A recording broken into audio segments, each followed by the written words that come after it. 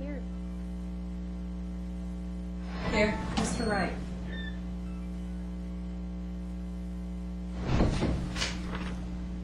Did I forget anything?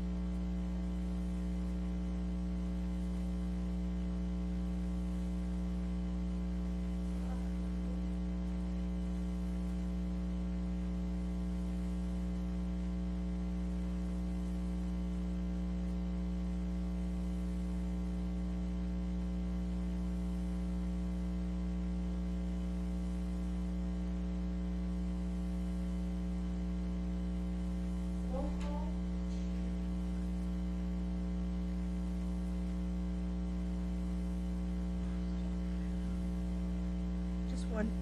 I guess you're important.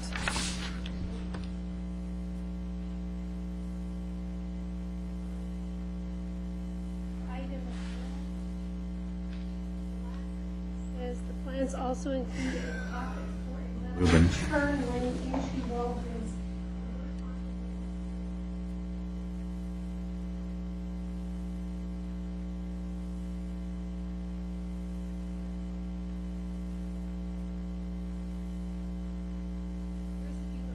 into the Walgreens parking lot.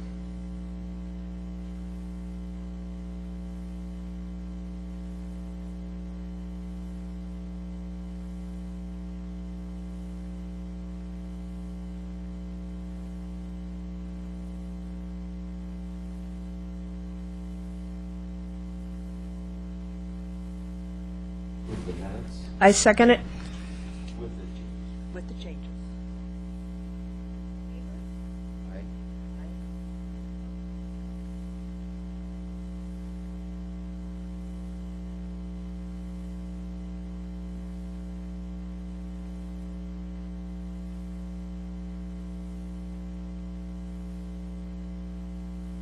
Any changes to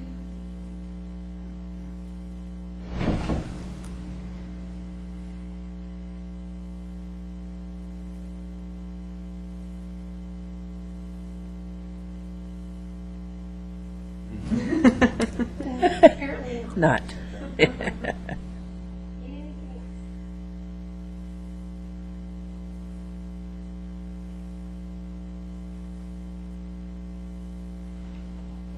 know before we get going on the agenda items, I hate to move it. We had a roll call up here. Can we find out who's in the audience?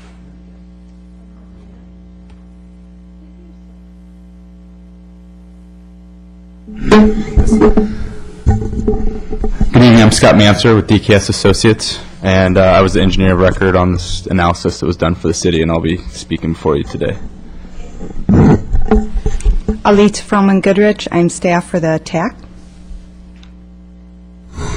My name is John Lewis. I work for the city. I work for Oregon City Public Works. Good evening. My name is Joseph Merrick. I have a couple different hats. I'm the traffic engineer for Clackamas County. I'm also a citizen of the city and also a cyclist.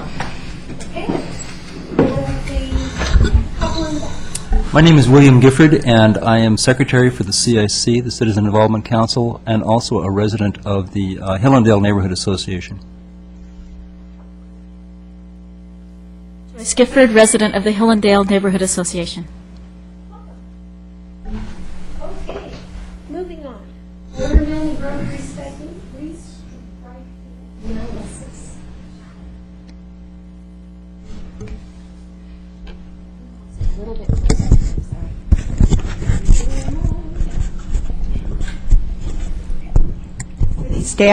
City staff had DKS Associates perform an analysis for the restriping of Warner Milne Road with bike lanes.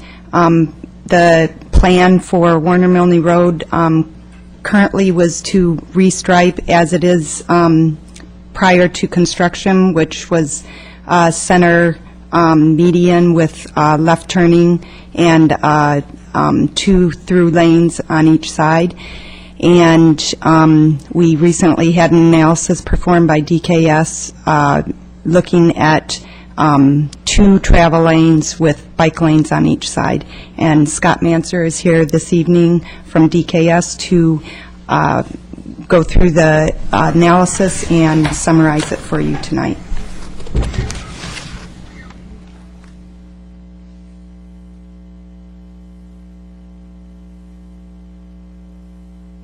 Working now?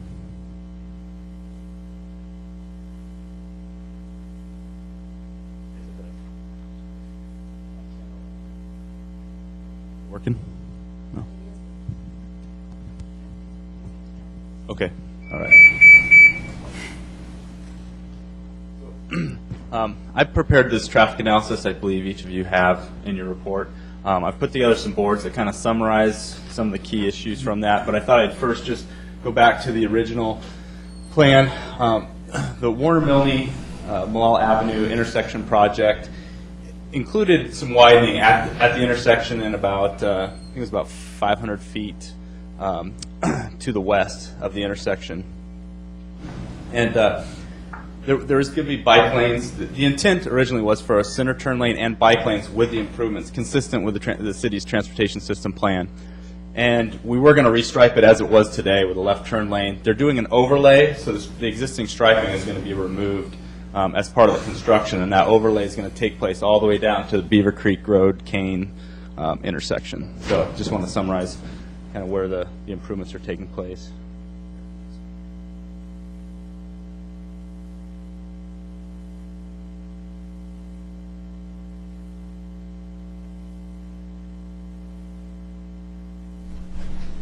The first board is really going to summarize in this analysis the background information, and then the next board is going to hit on some of the analysis findings and the summary. So really it's just kind of a summary of what was in this evaluation if you have any questions as we go along.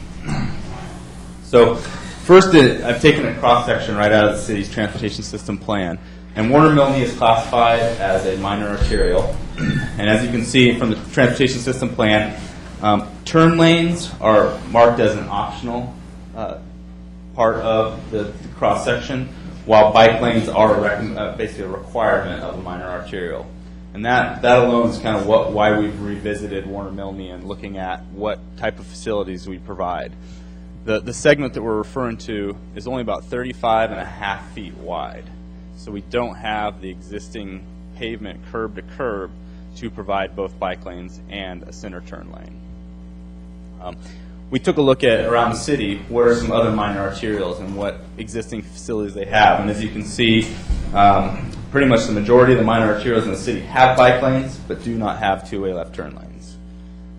So it's consistent with the transportation system plan. The city's TSP also identified, and when I say TSP, it's just a abbreviation for the transportation system plan, called out to restripe bike lanes on this segment of Warner-Milne. And we also looked at from the city's transportation system plan and also the Metro regional transportation plan, a lot of the goals and policies that have been set forth, and what does that look like for this type of facility, turn lane versus bike lanes. And we've identified the city's goal number 1, which is to reduce the vehicle miles traveled. And one of the easiest ways to reduce vehicle miles traveled is to get people on bikes and get them biking versus cars, getting in their cars. Goal 1, Objective 4 was to provide a well-defined and accessible bike network that links residential areas, major bicycle generators, employment centers in the arterial, and collector roadway network. So again, we're trying to provide bicycle facilities from residential areas, commercial areas, to make sure we have a basically a coordinated network for bikes to be able to go from one part of the city to the other on the major roadways, of which a minor arterial is one of those major roadways. Let's see. TSP is also to ensure a multimodal transportation system, providing access for all modes, sidewalks for pedestrians, bike lanes for bicyclists, and travel lanes as well. And the Metro RTP had similar about reducing vehicle emissions, really complementing what was already in the city's transportation system plan. So are there any questions on this so far? All right. So the first piece of this board is just kind of helping you understand the type of traffic that is on this segment of Warner-Milne. We had a tube count done to count the existing traffic and also to figure out what are the traveling speeds out on the segment of Warner Milne. Basically bidirectional, so in both directions, Warner Milne carries about 7,600 vehicles a day. The posted speed is 30 miles per hour, while the 85th percentile speed is 33 miles per hour. So traffic, 85% of the traffic out there is traveling 33 miles per hour. And that leaves 15% that would be traveling at higher speeds. On the bikes on the corridor today, pretty much you have, in each direction, you have 65 bikes traveling eastbound, 70 bikes westbound, for a total of 135 bikes, which is without bike lanes, that's a significant number of bikes using this facility. The common thresholds, based on a lot of the documents by FHWA, and provide thresholds for when you should provide a bike lane, and that would be daily traffic levels of 3,000, of which we are significantly higher than 3,000, and travel speeds, vehicular travel speeds greater than 25 miles per hour. So for this segment, based on our counts and the information we have, both point that bike lanes would be a great thing to have on this facility. So one of the next things we did is went and looked at warrants, left turn lane warrants. And what left turn warrants, there's basically thresholds based on traffic on the corridor. And you can look at a left turn, see how many left turns are on at the intersections along this corridor. And you can also look at the through traffic. So basically what left turn lanes, really the benefit they provide is they allow traffic to get out of the through lane and just basically to make sure that you're not impeding the through traffic. But to really warrant a left turn lane, you need a significant number of left turns. After this board, I'll kind of show you, here are some existing volumes at some of the key driveways along the corridor. But based on those warrants that are provided, we determined that at all the major driveways that we looked at, no left turn lane warrants would be needed based on those thresholds. Operating conditions, that would tell you based on a level service A through F. Are you all familiar with kind of the term level service? Okay, so basically with the removal of the left turn lane, all the driveways would operate at level service C or better. And we provide kind of detailed information in here, intersection by intersection. Then we also did a collision evaluation. We looked at how many collisions are on this segment and how does the accident rate for this segment of Warner Milne compare to other similar minor arterial facilities. And what we found for this segment, there was a collision rate of about 0.94 collisions per million vehicle miles traveled. So based on the amount of traffic and the number of collisions, we had a rate of about 0.94. Looking across statewide for similar minor arterial facilities, the average rate was about 2.64. So we're actually nearly a third. We're having about a third of the collisions on this corridor compared to another minor arterial. So another good thing to look at is we have a very low collision rate, which really, it encourages us to look at how can we make this corridor better. And the thing we can point at is removing the left turn lane. There could be some additional collisions that you could see down the road, but it's something. Here's the information along the corridor today, and this is what we've got to kind of look at in the future as we make modifications to this corridor. If you go to the summary in our report, I've just kind of summarized again what our findings were. That basically a two-way left turn lane, if you can provide them, they're helpful. But on this corridor, we've found that they aren't necessary, and for a couple of reasons. None of the left turn lane warrants are met, and all the driveways are going to operate at an acceptable level. So there's nothing from our traffic analysis and looking at the existing volumes on the corridor that tells us that we need to have a left turn lane on this facility. And also looking at bike lanes, why bike lanes would be more important than a two-way left turn lane on this corridor. And based on your TSP is that it's a requirement versus an option. The left turn lane is an option, the bike lanes are a requirement. So we're consistent with the TSP. And basically providing the bike lanes will help to meet the city's goals that they provided for the city and this corridor. This bike lane, restriping this was already an identified TSP project to make this done. Implementing this with this project, it's already going to be an overlay, so there's not going to be a cost to remove it, to make the changes. It's just a simple replacement of the striping. Let's see, the typical bike lane threshold of 3,080 and 25 miles per hour is met, as I previously mentioned. And also, this is really looking at the other minor arterials in the city. This is just keeping consistent with the integrity of a minor arterial. We did make one future consideration that after this change is implemented, and that if the left turn is removed and bike lanes are added, the city follow up with some before-after data collection. Just look at how have the collisions changed. Have they stayed the same? Have they gone up? And even if the collision rate goes up a little bit, again, there's trade-offs in there's a balance of this network, and we're trying to provide the best balance for this corridor.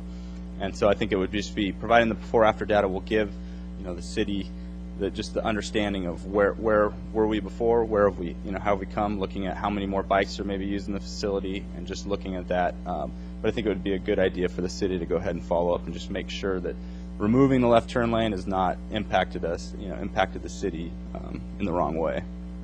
I don't expect that to happen though, based on our analysis. And this is, you can see along the corridor here. You can see we counted the Clackamas County Sheriff's driveway, the credit union, the Barclay Square Apartments, and the City Hall, that I believe is being used by the police now. But you can see along the corridor how insignificant the left turn traffic is. There's probably 4 or 2 at the Clackamas County Sheriff. There's 8 and 13 at the credit union. At the apartments, you have 2 and 12. And this is, you can see in the parentheses, that's the PM peak hour volumes. So that's the highest hour between 4 and 6 p.m. The number in front of that is the AM peak hour, so between 7 and 9 a.m. And so we take the highest hour during that period, and that's what's shown on this volume. And it should be also in your report there. At the City Hall, you have 2 and 3, and 0 coming in the other direction for the driveway on the opposite side. And that, let's see, I'm trying to remember what this is the driveway to Danielson's. The second access. There was 2 and 4 and 0 on the other side. And one of the reasons I want to kind of point out on the aerial, one of the reasons that the left turns on Warner Milne are so low, especially in Danielson's, is you've got, for a lot of traffic, it's going to be coming from Molalla. And usually your quicker access, if you're coming from north of Molalla, if you're coming, it's quite a bit out of your way to come down here and then have to wait for a left turn when you can travel through the intersection and just turn right into the site. So one of the great things about this, especially Danielson's and even City Hall has access through here, the old City Hall property, that there are still other options other than taking a left turn off of Warner Milne, which is why I believe that a lot of the volumes are very low. And I have it on the strip map here, what we've shown. This is what was out there today and what was originally assumed to replace, and then this is showing the bike lanes for the entire. I want to explain too that we still are going to have a left turn lane for about 400 to 500 feet at the intersection, and at that point, then we'll taper down and we'll have bike lanes pretty much all the way, and those bike lanes will continue along the corridor until we get to the Beaver Creek Kane intersection, of which the bike lanes will end at approximately this point here. That's about 300 feet back from the intersection to make way for the left turn lane at the signal. And we're actually assisting the city in looking at what it would take to extend these bike lanes down to, I think is it Lynn? And continue the bike lanes down to Lynn. But right now with this project, since our overlay will come up to here, our plan right now at this time with this project is to replace the striping in this segment. So. And that's all I have. If you have any questions, I'd be happy to answer them.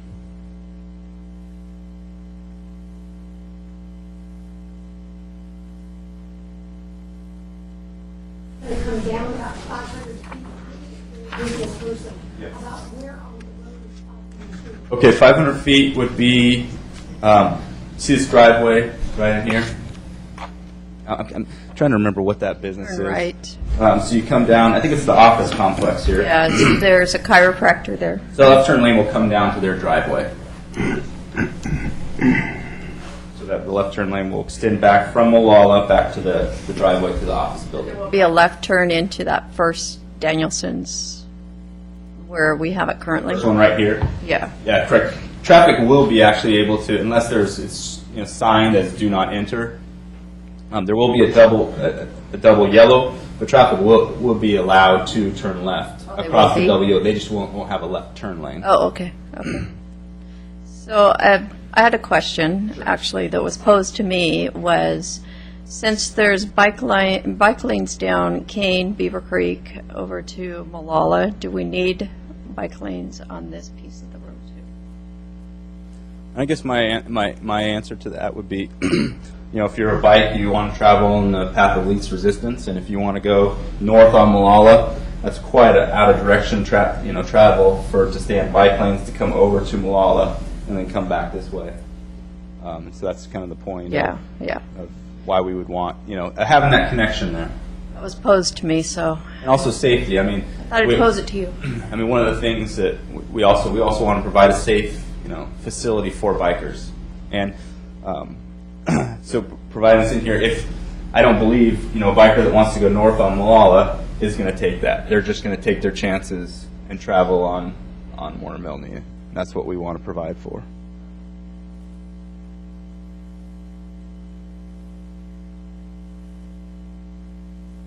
Did you conduct the traffic analysis? Was it during the construction period? So we did counts prior to the construction to pick up the through traffic on the corridor. So the pre-construction traffic volumes are used, but the driveways themselves were counted during construction. So, but I guess our thought on the traffic counts was, a lot of these are landlocked, so to speak, and so they should be having the same type of activity or similar activity than the kind of pre-construction traffic. But for the majority of the volumes along the corridor, we used pre-construction. Does that answer your question? Yeah, our counts were done on a weekday. I remember the exact day, but typically we count on Tuesday, Wednesday, or Thursday from 7 to 9 a.m. and 4 to 6 p.m., which are kind of the typical travel conditions. I can look that up. December 16th, it's a date.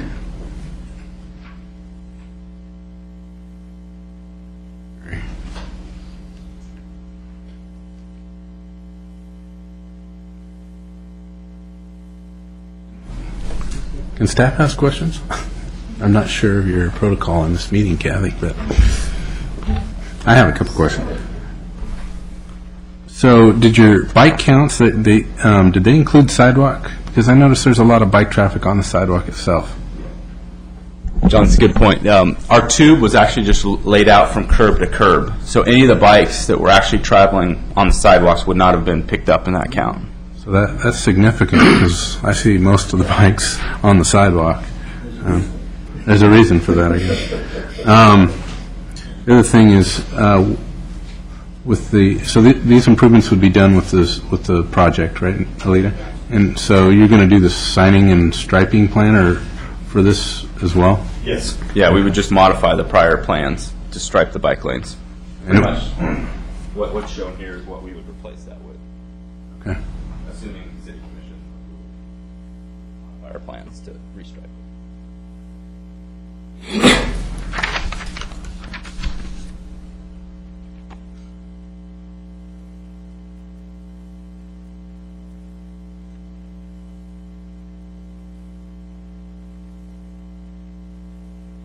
The only concern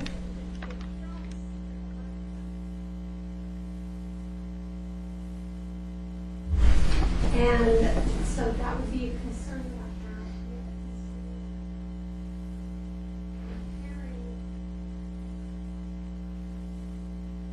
Materials in the city.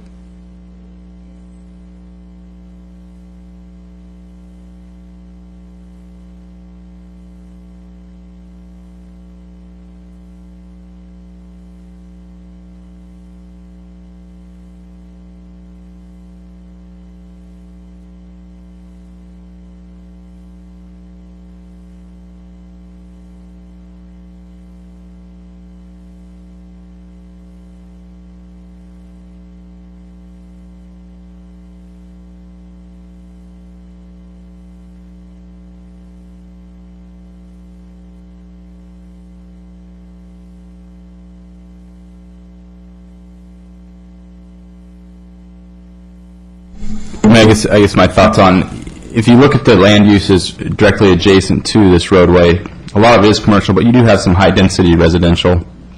But it's also, you have to think of the entire city too, and residential areas, to the west and residential areas to the north, and just providing, a complete system of connectivity for bikes.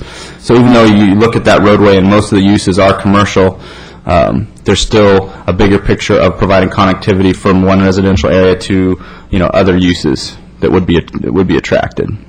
And from looking at the left turn volume, I really see, there really would be little, congestion. In my opinion, there'd be little congestion created by the left turns in that. And I think what, some of those left turns at Danielson, if they start turning onto Warner Milne and using that facility and seeing some significant delays that they have to wait, they also have the opportunity there next time that they do that to continue on Malala and turn into the Danielson Marketplace as well. So one nice thing about this site is there's a lot of access to the Danielson Shopping Center, which is predominantly one of the higher generators on this corridor. And so there are some opportunities for other uses, turns to redistribute to other driveways as well. So.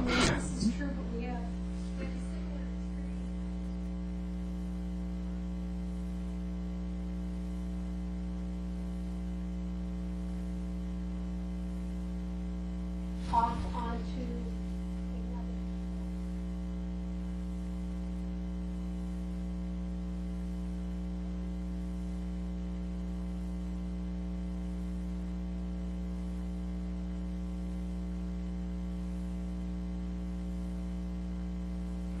Lanes.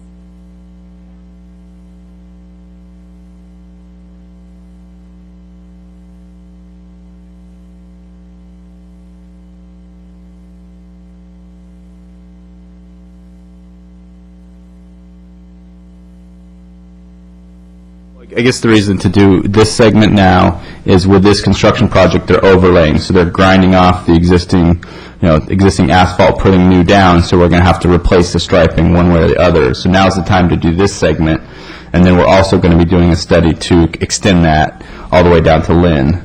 And so that would be, a future project. But I think it would make a lot of sense to do this now, because otherwise you're going to have to pay probably, $1 a foot or more for grinding off the striping if you decided to do this in the future.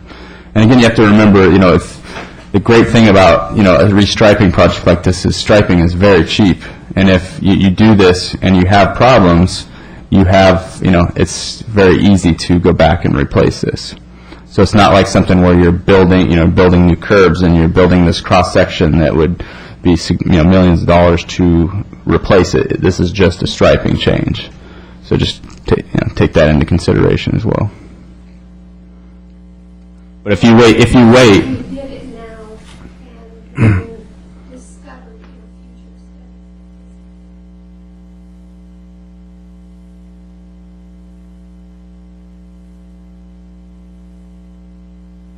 Correct. It would just be restriping the existing facility.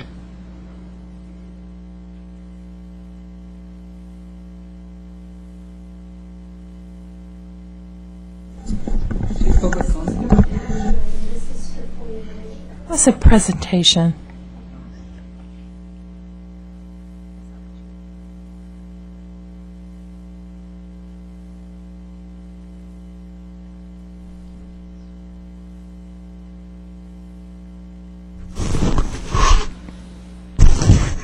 Excuse me, my name is William Gifford, and I haven't been to the TAC before. Thank you. It's my pleasure. I've been to a lot of city council meetings, and it always seems like there's an opportunity to give the public's concern about this. And I just want to throw my support behind the bicycle lanes wholeheartedly. I think that it fits in with the city's long-term goals of sustainability and interconnectedness. And I know when I lived in Salem, there used to be a bicycle advisory committee, which I think is lacking in Oregon City. But the concept was to integrate all these things, and if you don't have a bigger plan, then what you have is a bunch of isolated bicycle paths, so you go for a couple of blocks and then, into bicycle lane, and then you go for another couple of blocks and into bicycle lane. But to have an integrated pattern of bicycle lanes throughout the city, especially up on the hilltop where it's relatively flat and really is conducive to convenient bicycling around the area. I think this is a swell idea to make this bicycle lanes, and I think the statistics are showing that the amount, that there isn't really a great need for a lot of left turn lanes, that I think it would be a minor inconvenience to any left turners for the greater advantage, and hopefully more and more cyclists would be able to take advantage of this.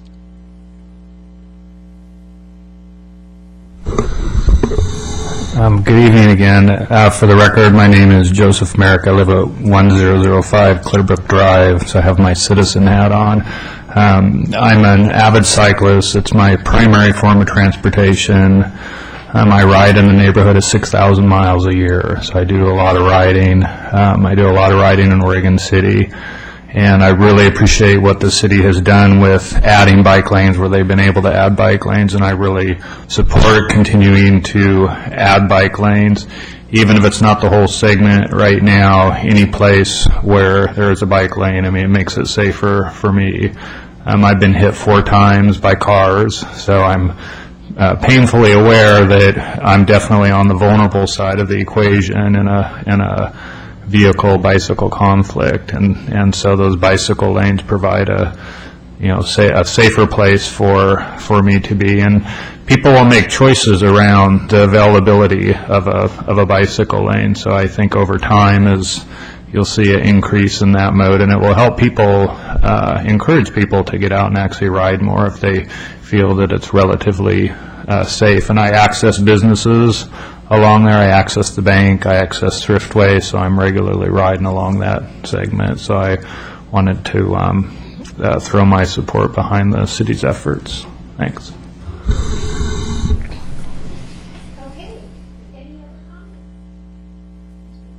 Yes, Don. I think one thing too, we say only 150 bicycles, but if bicyclists are riding on the sidewalk and they weren't captured by the tube, there may be more bicycles than we know.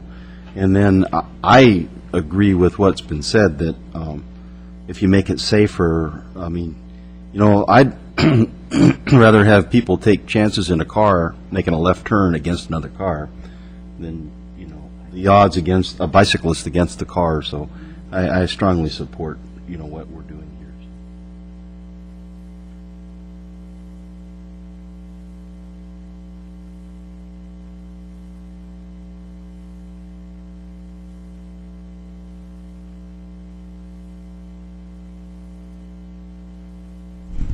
I guess this would just be a simple update because we had a citizen, Mrs. Troxler, come and inquire about this. And as you can see from the email in your packet, we are awaiting on the planning director to contact the bereaving family or the grieving family. And I have not yet heard back from Mr. Conkle that he has contacted them, but they don't want to remove anything until they contact the family.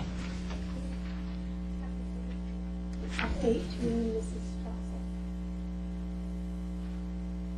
I honestly don't recall how that was supposed to go about. I believe she left a phone number with Alita. And so, no, I don't think that we have contacted her, but we will. We just, I guess we're waiting to find out what our decision is going to be. It is an unattractive nuisance or an attractive nuisance, and it is something that we can control, but we don't want to remove it until we contact the family.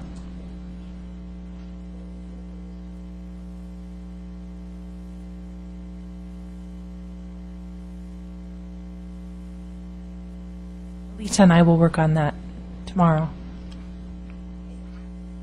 And Kathy, I just wanted to back up on our first agenda item for the restriping. I think we do want to have some type of recommendation from the TAC regarding their opinion of restriping Warner Milne with the bike lanes. we will be taking this to a stakeholder open house, and we will be providing all of those comments to the City Commission for their review of this process. So I think we do want to have some type of formal opinion or recommendation from the TAC members. Move that we approve the DK Associates recommendations. Or those to the city commission or whoever is the appropriate authority beyond it.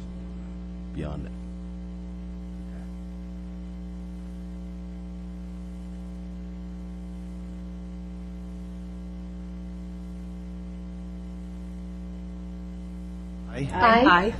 Those opposed?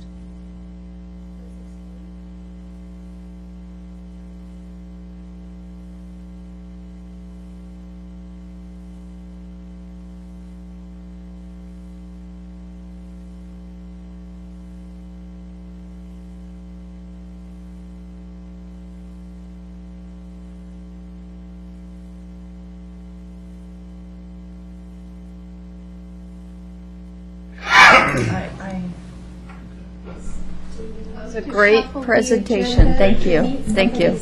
Yes, Mayor, Chair Smith, because Mr. Merrick is here right now and he can speak regarding the Beaver Creek Road speed zone item, can we move that next on the agenda?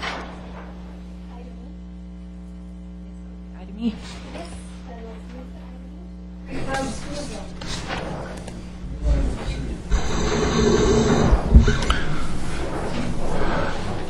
So Jim Birch couldn't make it tonight, so I'm filling in for him a little bit. But I know some of the history. I've been tracking this a little bit, and there's a fair amount of email correspondence about this speed zone or school zone. And since Joe was here, I asked him if he could maybe stick around a little longer to give a county perspective. But the city, and I would say the city staff, have been working with Clackamas County to both complete a speed study, and the state did the speed study for the roadway, and I understand that's complete. The city's working with DKS and Associates to do some study of the intersection as well, because we know we've got some issues associated with the school's use and timing of that intersection as well. And that study was not able to get a good update on where that's at, and I'm guessing, Scott, you probably don't know much about that intersection study. Okay, so, but what I can tell you is it's been ongoing, and I'm expecting to see something fairly soon on the completion of that. So the direction we had been moving was with the 40-mile, with the reduction from 45 miles an hour to 40 miles an hour on Beaver Creek Road. The feeling that we got from the county who maintains that signal was that there were some signal improvements that could happen there that would help with some of the backup problems that we're seeing along that roadway as well, and some of the peak functioning hours that happen during school hours. And so the real objective was to eliminate that speed zone, and I think you all have been up to speed with that. Is that correct? So, and supportive of that idea as well. More recently, there's been some discussions, I would say, behind the scenes, and I don't know the parties necessarily, but I would say it's kind of moved off from kind of an engineering staff analysis to some discussions at a higher level, we'll just say that have suggested that school zone not be removed. And that's contrary to kind of the direction that we've been moving, and I think it's now at really city manager level and county manager level with regard to that decision. And so Joe can speak to that a little bit more as well, but we'd still like to move forward with the idea of removal of that school zone, but we're a little concerned that maybe that decision may be removed from staff to others, and but yet we think it's the right thing to do. And so, Joe, you want to speak? Anything else to that? Good evening again. Joseph Merrick, Clackamas County Traffic Engineer. Just a little bit of background. We've received inquiries on both sides of this issue, both from folks who want the school speed 20 to remain and people who want it removed, both equally passionate. And so as I worked with the city, we developed a proposal to remove the speed 20 zone and then lower the speed from 45 to 40 miles an hour. The 85th percentile speed in that segment's about 48 miles an hour. So actually the 45 zone is actually very good in reference to the posted speed currently. But when I talked to Oregon Department of Transportation and explained the issues out there with that school zone and the speed zone, they thought it was a good compromise to reduce it to 40, which is a little lower than they want, but that would allow you then to remove the school speed 20s. So with the approval and consensus of the city, I proceeded with that investigation. Our office actually does the investigation, submits them to the state, and that zone, proposed zone, was it's right around the college out to just past Glen Oak. And the state approved that. Ooh. And so when I went to notify the city to let them know it was approved, because I had seen one of the ODOT staff in a meeting, the city had let me know that there were some other issues that had come forward about the possibility of installing a flasher instead of complete removal. And so I haven't actually got back with ODOT to talk to them about whether they would still approve that 40 zone if there's still some type of school speed control in there. So on our end, that is kind of on hold right now till we get some of the broader issues resolved. And as John said, those discussions are at your city manager and our executive level. Of our hands. Well, I guess it is, but it seems to me like you have an influence with the city commission, and I think it's important that you flex your committee muscle, if you will. I think it's important that the city commission listen to this committee on these kinds of topics because, I think these problems lead to other problems down the road. Joe's already talked about safe commute to, or safe routes to school, and we have this committee. I don't know if they've looked at that program much, but there are cities that look at those programs where they take a look at the schools and they say, well, here's where the safe pedways are, and here's where they're missing, and we need to complete these links between where they are and where they aren't in the school. And I think in this case, we can even look back at another decision that was made a while back about closing of a pathway in that particular neighborhood. And, that decision was also kind of not made based on, I think, engineering judgment necessarily. It was based on political will.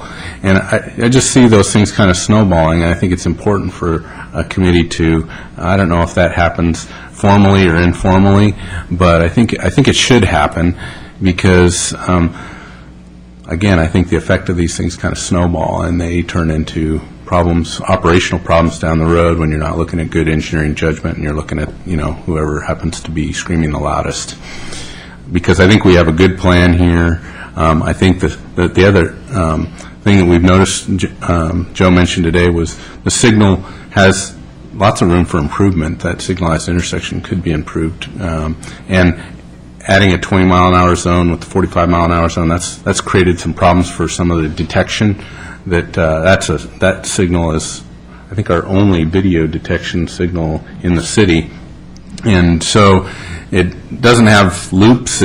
So typically signals have loops in the pavement where it picks up vehicles. This one picks up the vehicles using video, and that may be part of the contributor, I'm not sure, but it's definitely the two speed zones on either side of that signal that creates some complication, along with the peaks of the school's use.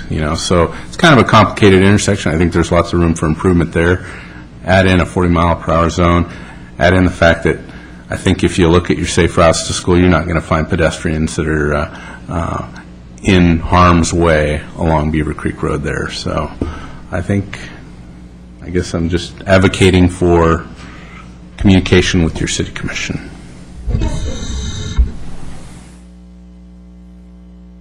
My name is Joyce Gifford, resident of Oregon City, and also a substitute school teacher and frequent traveler during those peak hours to Oregon City High School on Beaver Creek Road.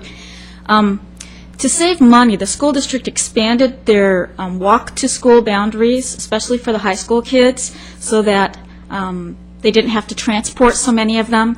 Many of those children do live along Beaver Creek Road and do have to walk that no sidewalk, no shoulder area between Clackamas Community College and the high school on Beaver Creek Road.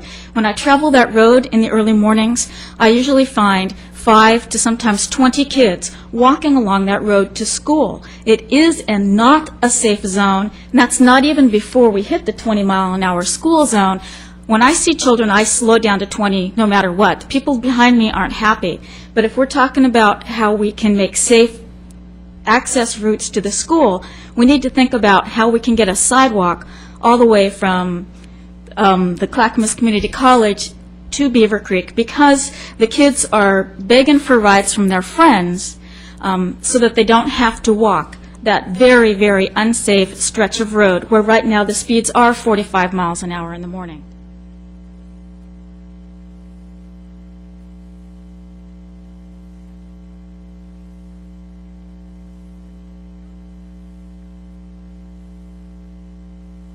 A little bit more about the engineering rationale for the lowering of the speed limit versus removal of the speed zone.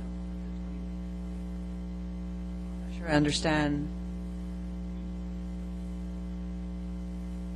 I guess the compromise solution that you folks have been looking at, how does that play into, I'm not sure I understand how that plays into achieving the kinds of benefits that, what are they safety benefits? Are they speed of travel benefits for cars? I'm not really sure I understand where those are gained most.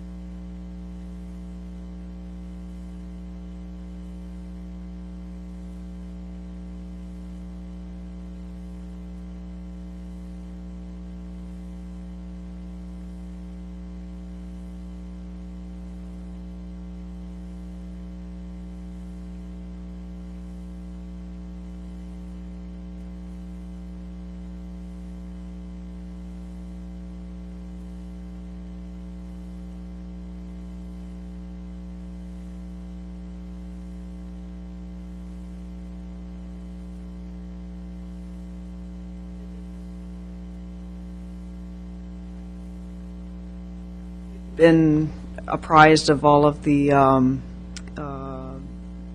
guess, indications for the high school and removing the speed, this 20-mile, but I didn't know how the 40-mile reduction had come into play, so.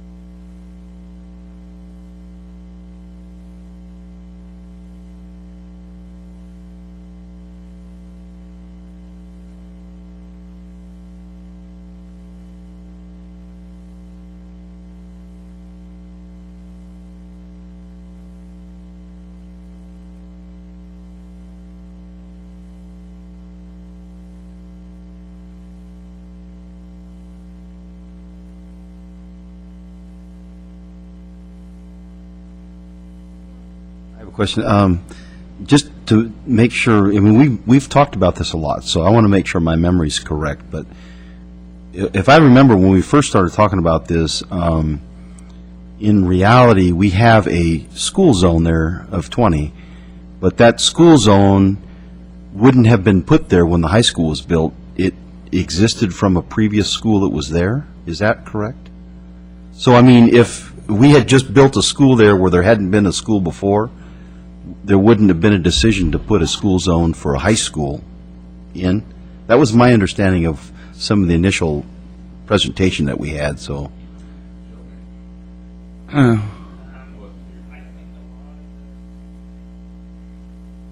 there a junior high there at one time? Yeah. Ninth grade campus.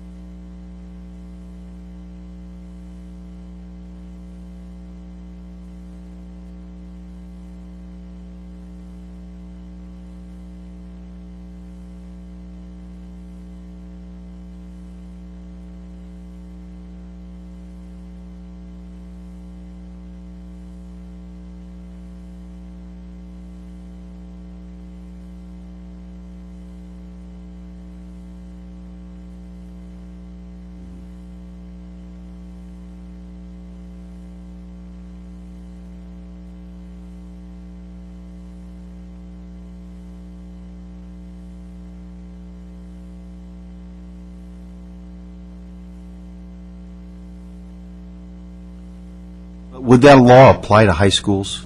I guess that was, it would. Yeah, the law applies to high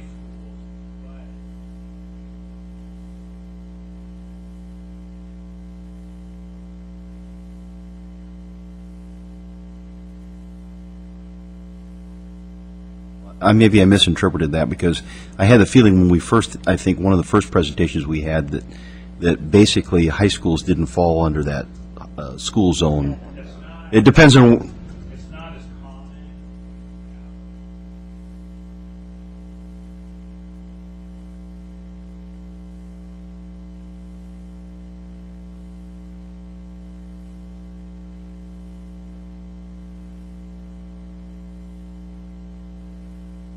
Well, I keep thinking about the flashing light at South End Road, because we hear all of the engineering arguments that support making a decision one direction, and it seems like there's always somebody out there who is going to say, well, I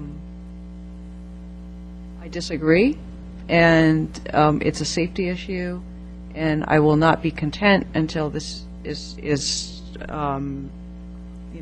at least to the way it was before, if not better. So I think it is important to have those discussions with the right people so that agreement can be reached and we don't get to some decision-making forum where everybody makes their best decisions, but they don't go the way that everybody wants because we have two very different sides that can't agree. And I don't want to go through that again. I think we need to find a way to get closer to the people that disagree. And I know we have, like you said, very passionate arguments on both sides. I'll always support the engineering decisions because I don't feel that this is a political body. I think this is a engineering, I mean, I support staff and the engineering decision. I think that's probably true of this group in general. So how do we avoid the South End Road situation for this, and try to find a way to work with the party so that we can come to a good outcome?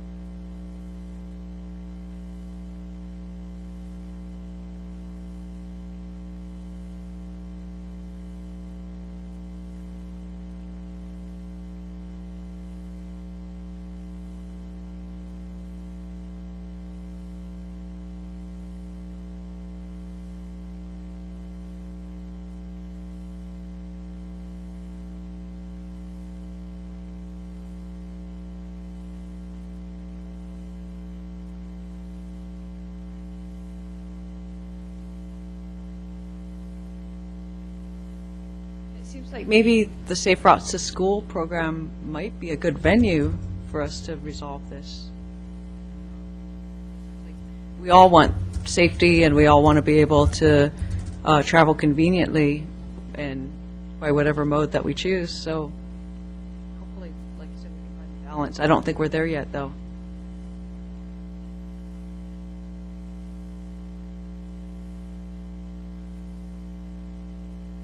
So what does that, where does that leave us tonight? We have had school representatives meet with this group. And in fact, I think that there was one time they were supposed to be here and they didn't, but there was another time that they were here. Was it the operations manager or, yeah, so, yeah.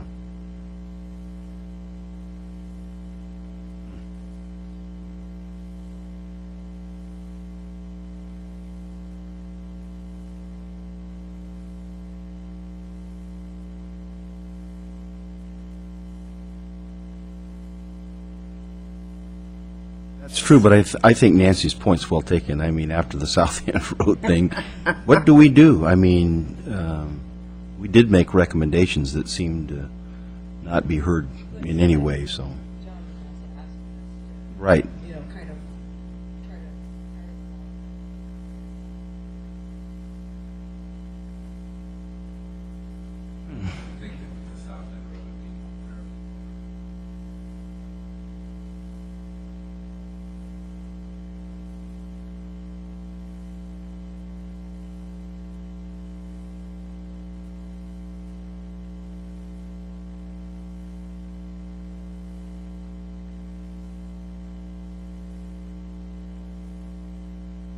Does this mean that Joe's going to come to all of our meetings now?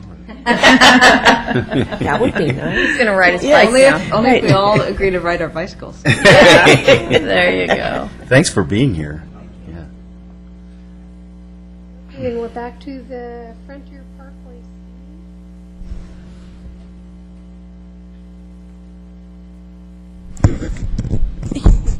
I'm guilty of putting this agenda together, and I guess I thought that you might be interested in knowing that we continue to have, if not one citizen, maybe a contingency on Frontier Parkway, asking for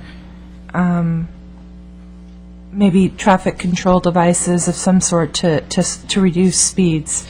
And so this is just kind of an update to let you know that, we do continue to hear from him. We have put a speed radar, that mobile radar sign out there.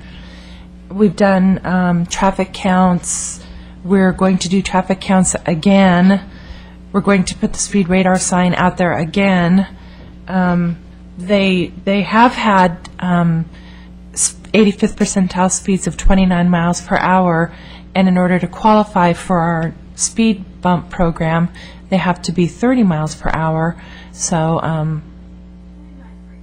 but it's not there. So anyway, this is just maybe for a little bit more for your information than an update.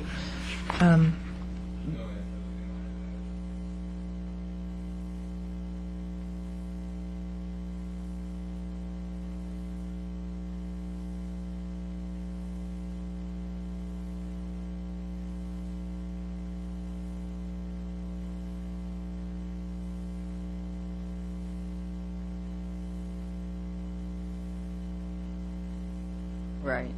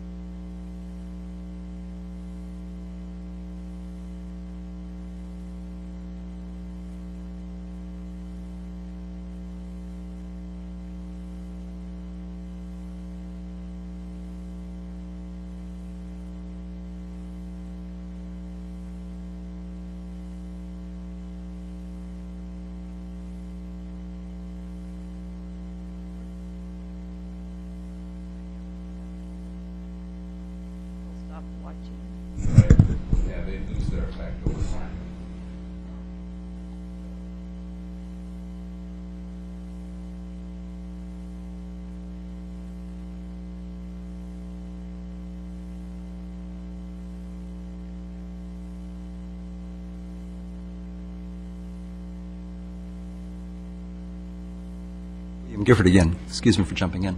I had two questions, mostly of staff. One was particularly about speed bumps. Is there a maintenance issue for speed bumps? Or once they're in, they're pretty much in? It's not like they have to be restriped all the time, or... They do require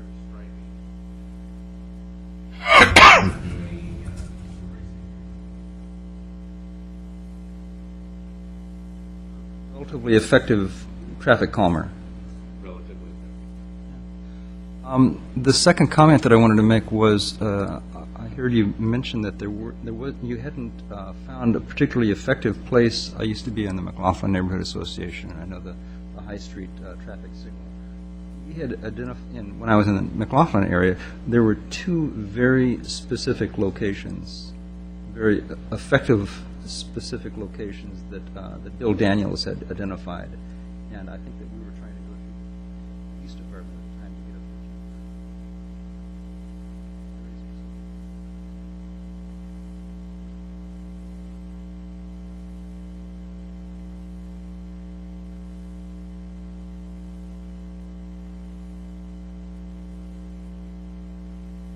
The first time they put up the police, that cart thing that they've got there, it's a solar panel thing, and the solar panel had been turned away from the sun, so it wasn't even working. And actually, the first time they put it up, they put it where other traffic could park right in front of it. You couldn't even see the sign, and they moved it, and the solar thing was not even facing the sun, so it wasn't illuminated. And then they said, "Well, your time's up. It's got to go someplace else." And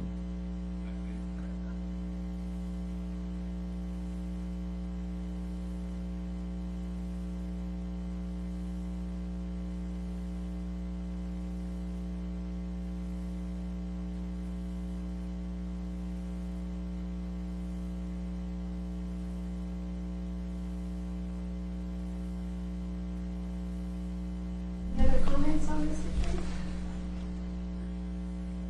Where does that leave them? You're just going to hear more conversation, more calls?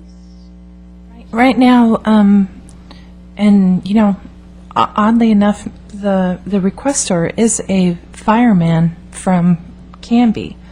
And so he really does want speed bumps.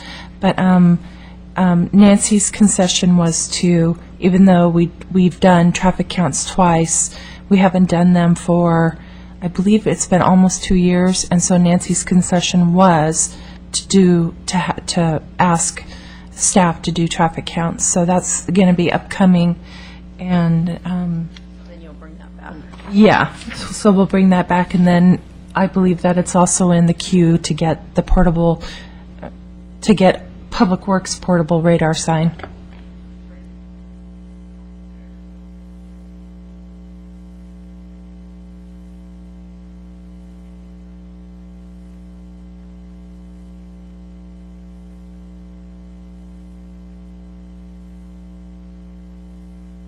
That's a good question. Is anybody keeping a list?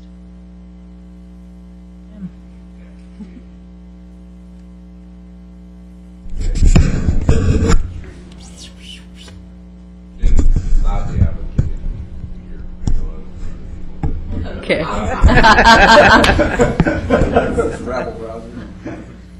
Well, isn't Frontier Parkway the one that wanted that stop sign put in?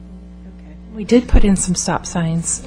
Then they wanted an additional stops. Well, you know, it was kind of, if you put these two in, you know, you might consider putting one here.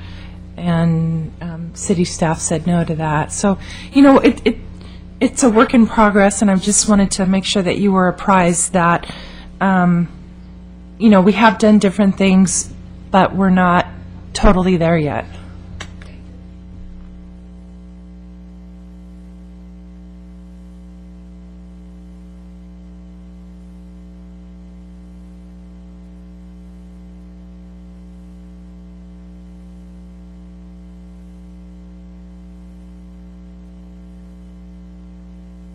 One of the things you got to be careful of is we get plenty of streets where we could do some traffic calming, even in my neighborhood, so.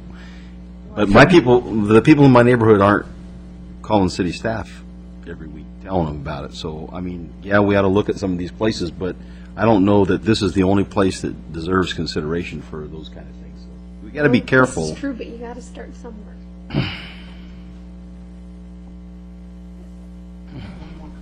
Certainly. I had made a comment to City Council probably a year ago or so, and I will continue making the comment about the fact that, and I've talked to our city engineer about it, and I'll continue trying to make this point. I've never made this comment to this group. When streets are nicely paved and very smooth running, and everybody appreciates no potholes, and everybody appreciates having a perfectly smooth surface to drive on, the inclination is to just drive as fast as you want. You know, it's like having a Hot Wheels track. Yeah, sure, go for it. But there are other options, just from a traffic perspective.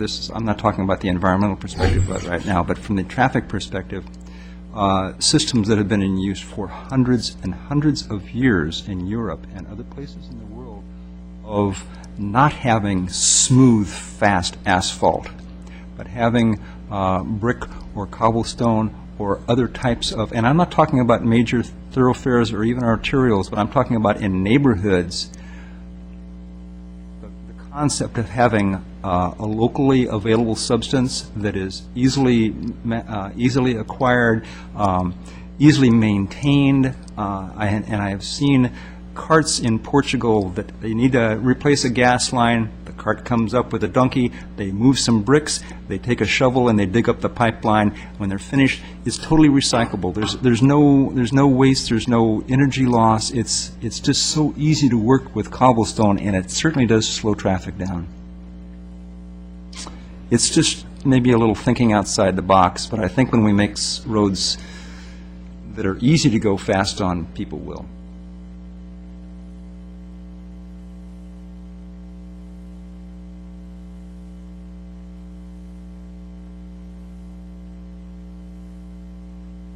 Information. If you know of any applicants.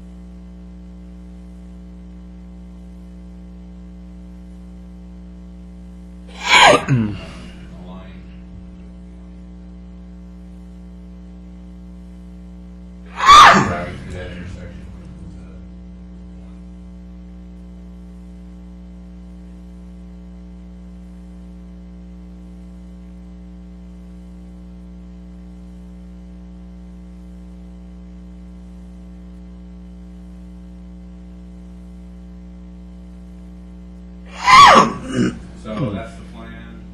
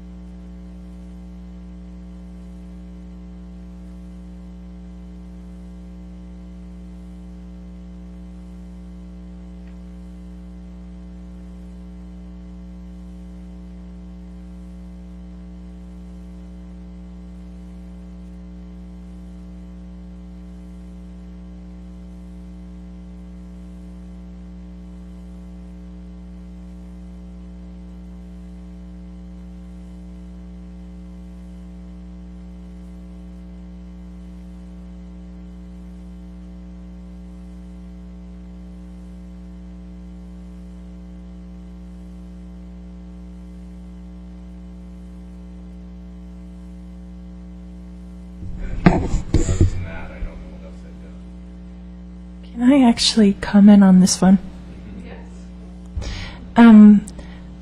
I know a nurse that, the Stillhouse is owned by an anesthesiologist, I believe, a doctor. And I know a nurse who works with him. And anyway, they are no longer allowed to park at Moot. So they've lost that parking. And to me, and I think to Betty Shavsmike, I might be wrong, it's not clear that those 3 parking spaces between the 2 driveways are no parking. I don't think people see the other 2 signs. And I think that that's reflected by the fact that people keep parking there. There's no paint there.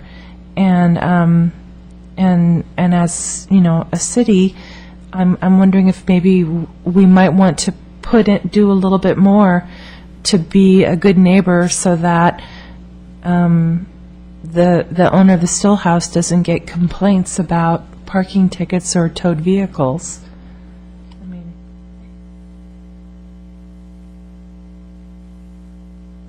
Not that I know of.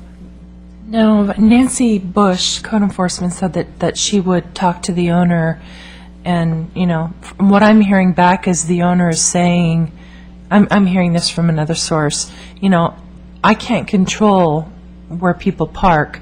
However, I don't want to lose any customers because of this. Well, that's really If I go... unfair position to put a business.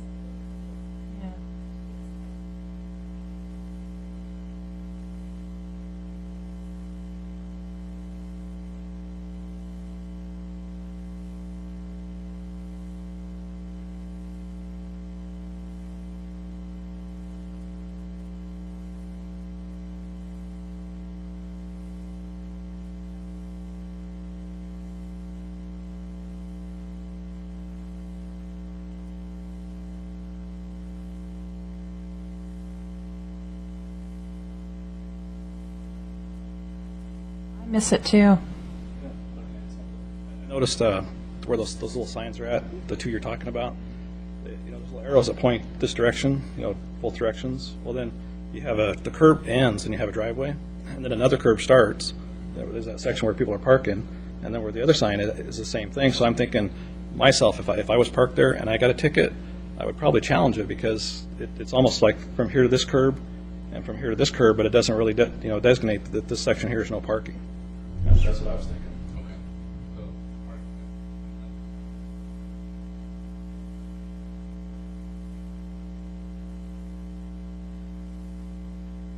Whichever you prefer.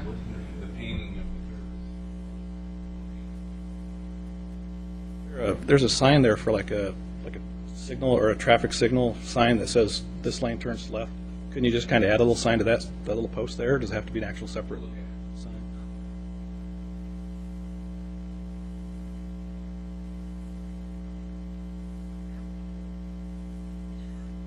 Down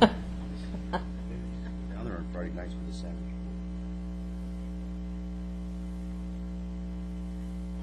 Okay, moving on, Division Street potholes.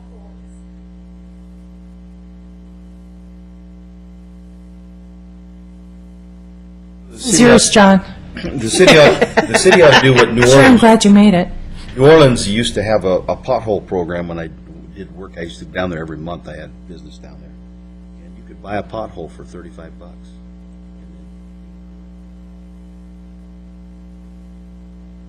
Nice. There's an option. Revenue. Revenue. Right. There's revenue. I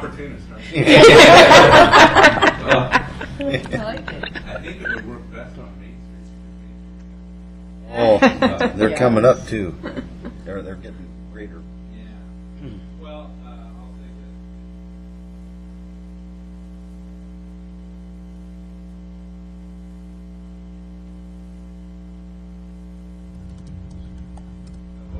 Division has long been on our radar of concerns. What I've heard from our street crew, and I haven't driven divisions.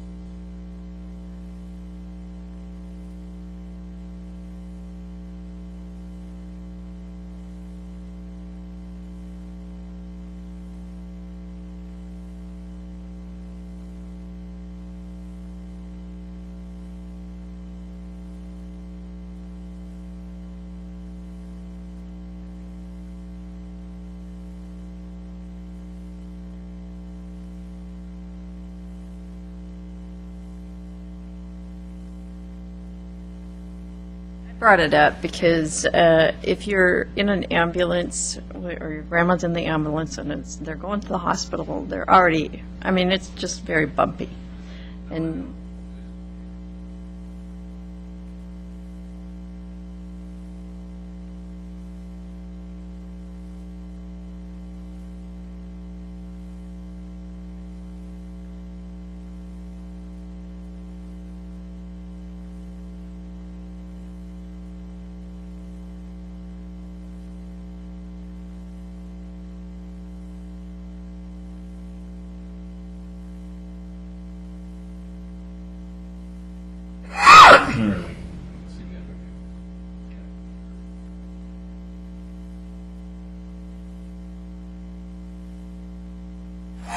I think the day-to-day potholes.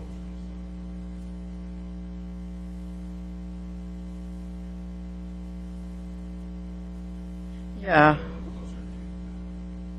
So is there any plan to fix it besides just?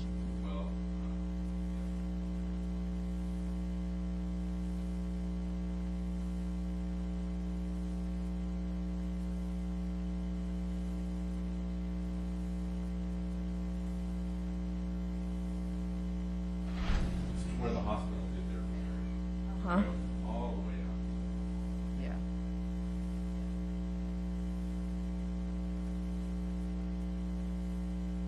Okay.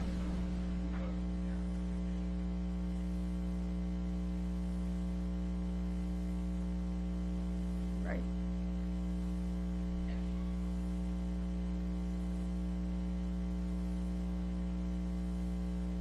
You do, yeah. Not as often.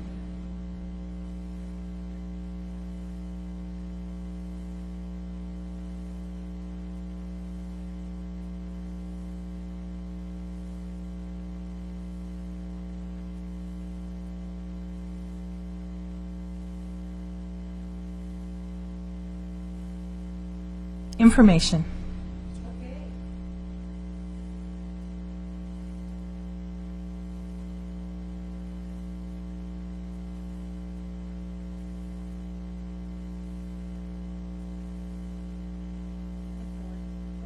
To 6:30 p.m. And it's an open house, so you can attend, drop in at any time. It is at the Pioneer Center.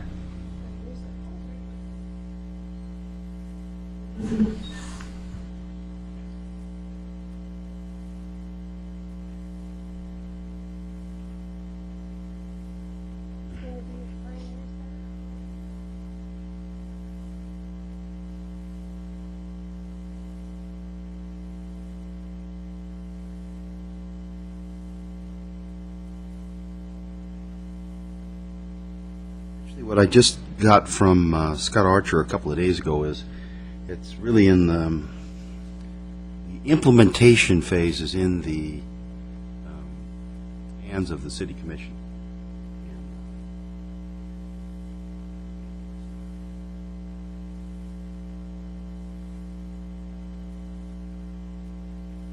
Add-on Main Street thing, I think, will begin probably requesting that the commission of money was spent on that, and a lot of time by citizens was invested in that whole process, and so, you know, I think we need to move forward on it, so.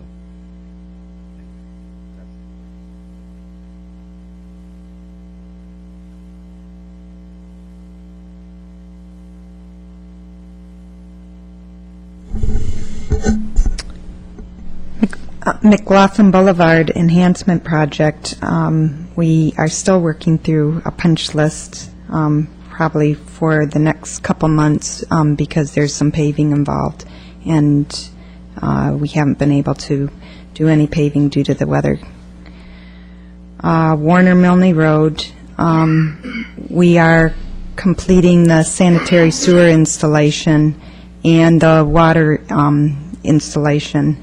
And if you've been to the intersection recently, we just set poles, the signal poles. So you'll start seeing that intersection in its final realignment, so that's sort of exciting.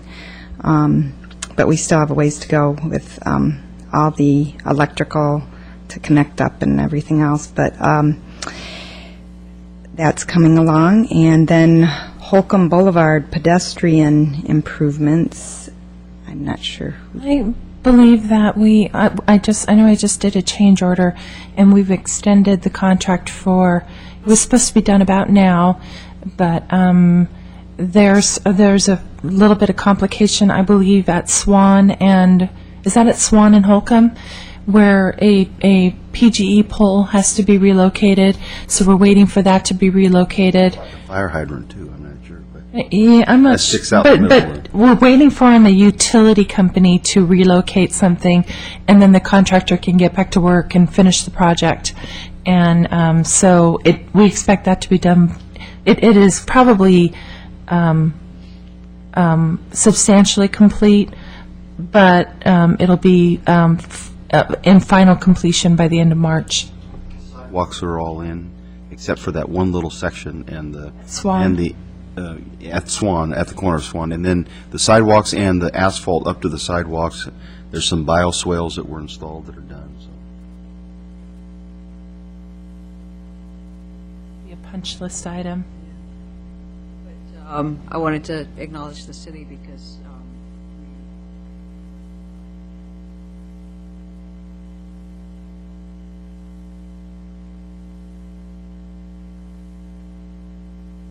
Right. They are doing that. the fixtures that were ordered were not dark sky compliant.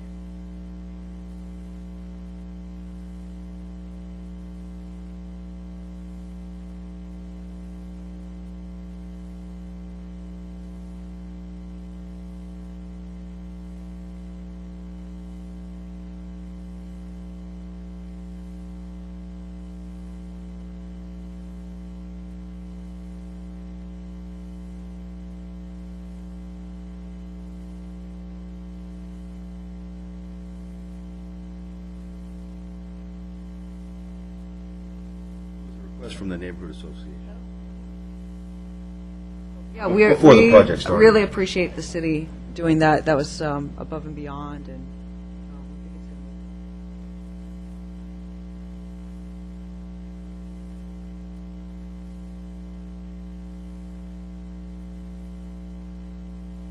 Really appreciate what the city's done. Grant money, those type of-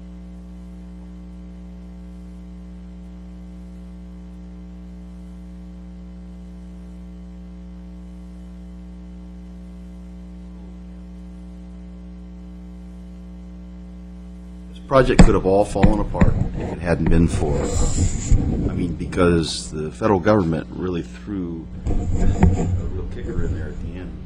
Wanted us to spend as much money as we had allocated for sidewalks and some of the other improvements for to capture the water off of all of Holcomb and treat it before it went into the streams.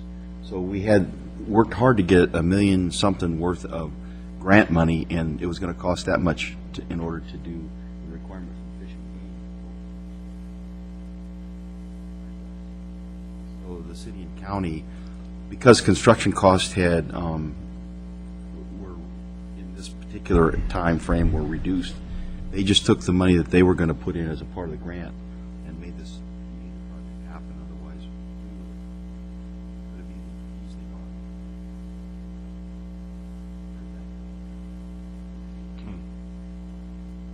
Did I hear the mayor say that McLaughlin Boulevard enhancement was going to be celebrated?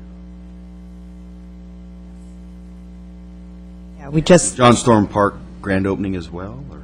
yes, we just set up the date for a dedication ceremony for May 19th from 10 a.m. to 12 noon. That's a Wednesday. Downtown sidewalk replacement, would you like me to speak with that? Yes. I would like, first of all, to thank Kathy over here. She's an incredible support for the Public Works Department. And when Nancy Crushhour decided to go after this $3 million grant for, it's going to do some sidewalk. It's not doing all the sidewalks. It's doing sidewalks that need repaired, doing curbs. It's doing street trees, some street trees that are necessary, and some additional lighting, street lighting. So, I mean, it's a $3 million grant. And Nancy Crushhour called up and she said, the only way we can do this is if Main Street agrees to help us, because we have to have 100% of the property owners give temporary easements for all this construction. And I miscounted. I said 60. Kathy reminds me tonight it was 70. And and that is no small task. I mean, for one thing, to find property owners, because you can find business owners. They're usually in their businesses, but property owners aren't necessarily always in the area, And so Kathy, many times, just walked down from City Hall to Main Street and confronted, I don't know how friendly it was, but confronted property owners. And she, of course, is a notary. These all had to be notarized. And was a few bars. And she just needs to be commended because we couldn't have done that project without her. But as of her report this afternoon, we only have 4 property owners left out of 70 to get. Wow. Fantastic. Yeah, and Awesome. and I think those are all doable. There was 1 or 2 there that were questionable at times. We're good, except for one property owner. But anyway, that will be an incredible enhancement to the look of downtown.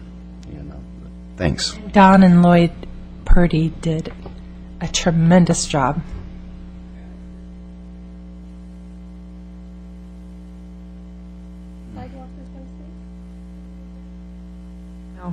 There is a consulting firm, by the way, that was hired by the city for about $260,000, and they've been, if you see marks on Main Street in downtown, they have gone and they have analyzed all the sidewalks, some of which have basements under them, believe it or not, which creates some engineering problems when you go to replace sidewalks. But they're going to help put the engineering part of this package together. So I guess we're, quote, shovel ready as we go after this federal funding. So Doing the design, and now Nancy and our consultant and are busy trying to get funding now. Actually, Nancy's on medical leave right now, foot surgery, and today she was busy writing a report to get it in the queue for this. She had foot surgery. I can't believe that she kicks Thursday. employees. Huh? Foot surgery, I can't believe she kicks her employees. I just never saw that side of her. We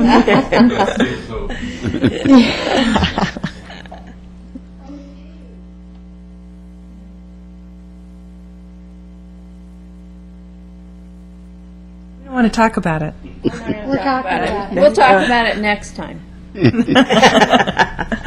What's really interesting is William Gifford was Citizen of the Year before last. So he's telling me now I have to have a beard. My look may change over time.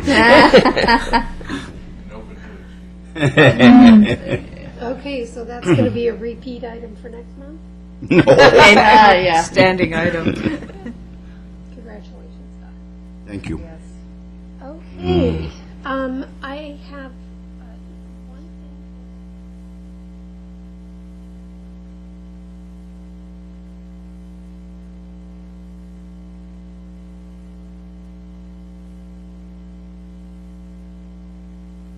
Fusion, there's a parking area that was created with the improvements there at South End, and will repair it. It has cost some confusion. And there's a sign right at the beginning of that parking area that says 1 hour parking that is parallel to the road. So unless you're driving like this, and unless you look like that, you don't see the sign that's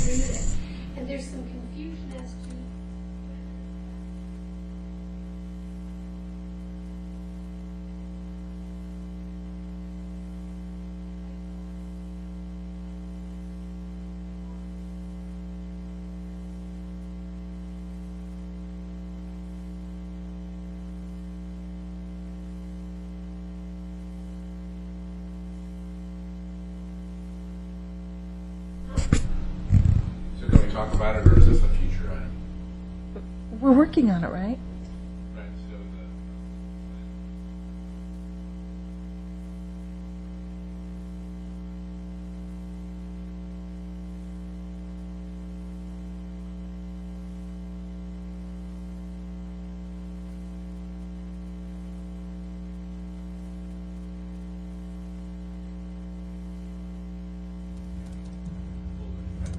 out of winterization.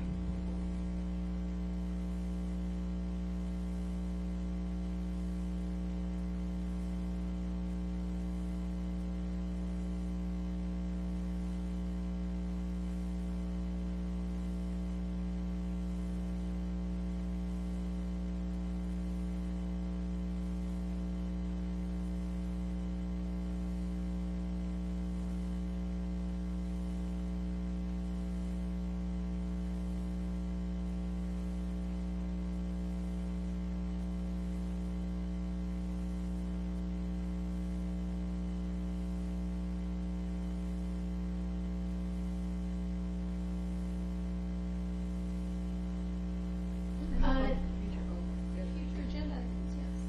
Yeah, we talked about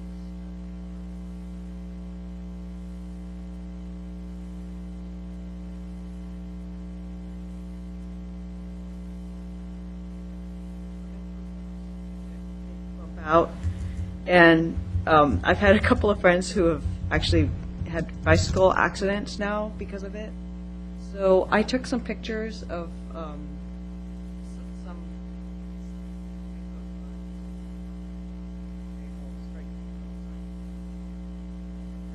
of how they're treated in other areas, but I think it would be good for us to talk about how we want to for those bump outs, because they are kind of dangerous. They don't have any paint, they don't have any kind of like warning signals, and so I know two people now that have walked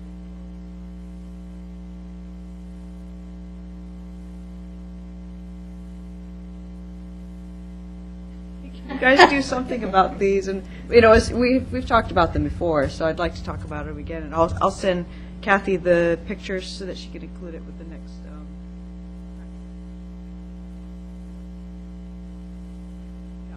Yeah, in fact, one of the bike accidents took place there.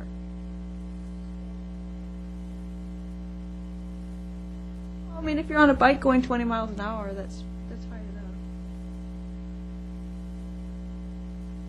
I wanted to apologize to Betty Mum for not taking care of this Pearl Street item.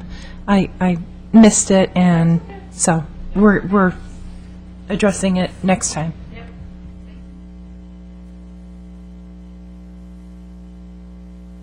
I had one question, wanting to know when the project on Lynn Avenue going down to Fifth is going to be completed?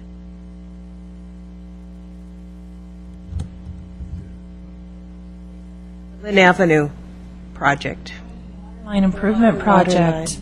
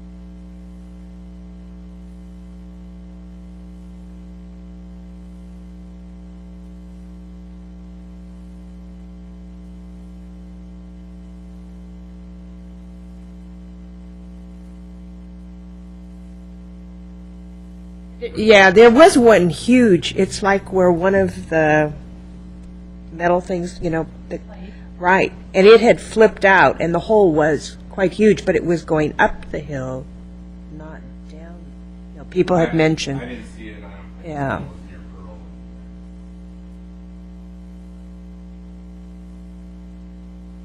That's probably what it was, but yeah.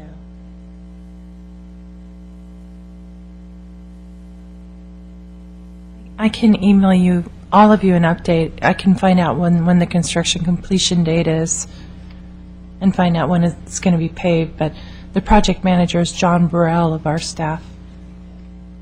Do you want me to do that?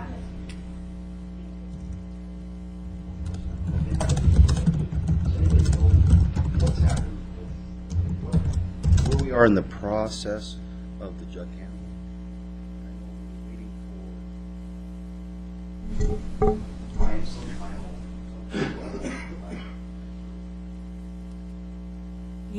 We do have a contract now for final design. It's an ODOT contract. It does have federal aid money for the final design. So we have, OBEC Consulting Engineers is the consulting firm doing the final design and has just started up with gearing up to do the final design. And so we've just started our meetings with ODOT, and the process has started just towards the end of this month. So Does that mean that we have all of the funding? I mean, if they've done this, if they've given funding for this part, does that mean that it's likely the project is beginning for the whole thing? we have construction, the $22 million construction funding that will most likely cover the jug handle improvement. The Redland Road improvement probably, with the current estimated cost, probably won't be covered with that $22 million. But we're going to see what the construction climate is when we go out to bid and see if there's any phases of that Redland Road improvement that can be made. Design should be completed towards the December of this year, and we're looking to go out to bid early next year.